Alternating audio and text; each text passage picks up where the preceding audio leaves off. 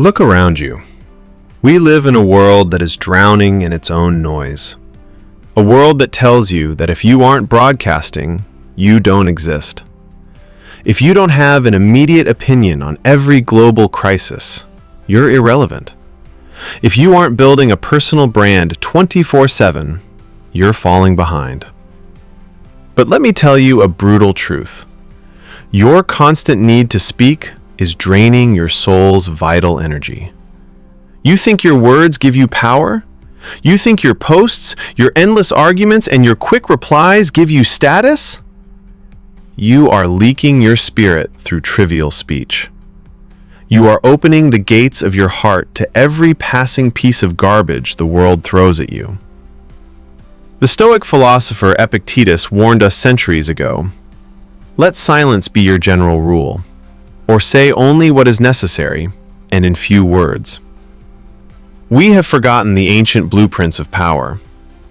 Thousands of years ago, the Desert Fathers fled the chaos of the empires.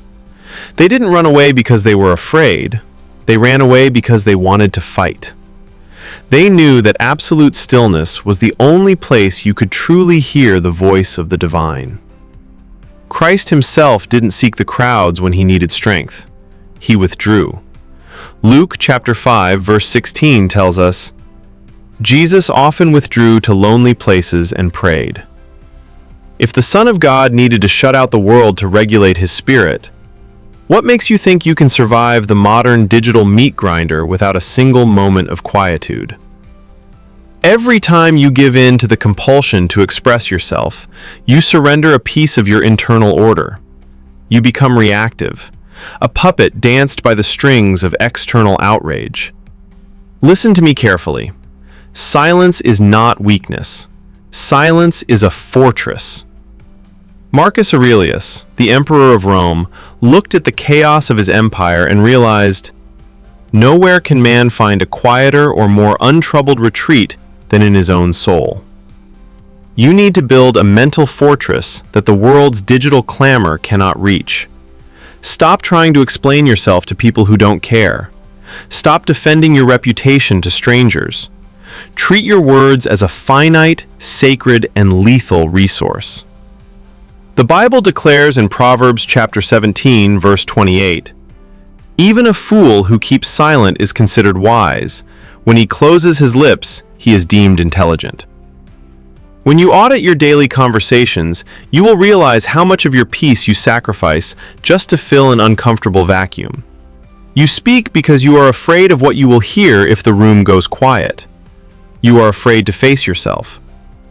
But when you practice prayerful reticence, something miraculous happens. The discipline of withholding acts as a pressure cooker for the mind. It takes your raw, chaotic, reactive thoughts and refines them into profound, divine wisdom.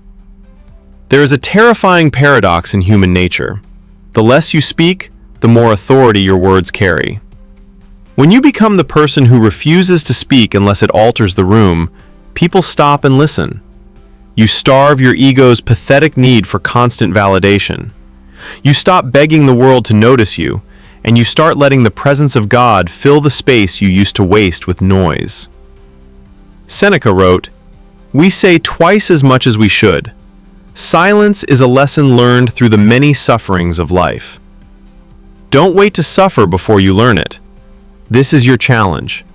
Walk back into your job, your family, your social media, and your life. Not as a loudmouth looking for attention, but as a quiet witness. When the environment gets chaotic, you become the anchor. When the community gets stressed, you become the stillness. As the scripture commands in Psalm 46 verse 10, "Be still and know that I am God." Dismantle the noise.